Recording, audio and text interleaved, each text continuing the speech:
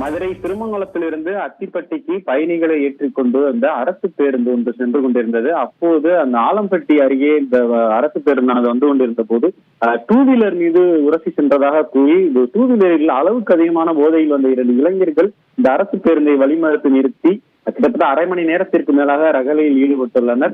பேருந்து ஓட்டுநரிடம் தகராறில் ஈடுபட்ட இந்த இளைஞர்கள் அந்த பேருந்தை சேதப்படுத்தி மேலும் இந்த பேருந்தில் பயணித்த பயணிகளிடமும் தகாத வார்த்தையில் பேசியுள்ளனர்.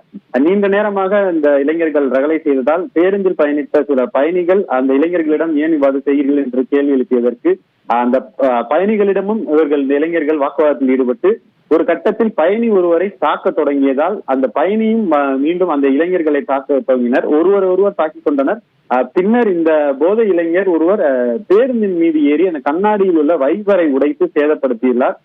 பின்னர் இந்த சாலையில் கிடந்த கல்லை எடுத்து கண்ணாடியையும் உடைத்துள்ளார். கிட்டத்தட்ட அரை மணி நேரத்திற்கு மேலாக இந்த பேருந்தை நகர விடாமல் இந்த போதை இளைஞர்கள் அட்ராசிட்டி செய்ததால் மதுரையிலிருந்து திரும்ப ராஜபாளையம் செல்லக்கூடிய இந்த நெடுஞ்சாலையில் கடும் போக்குவரத்து பாதிப்பானது ஏற்பட்டது. பின்னர் இந்த போதையில் செய்த இளைஞர்களை அந்த ஊரில் இருந்த ஒரு சில இளைஞர்கள் அழைத்து சென்றனர்.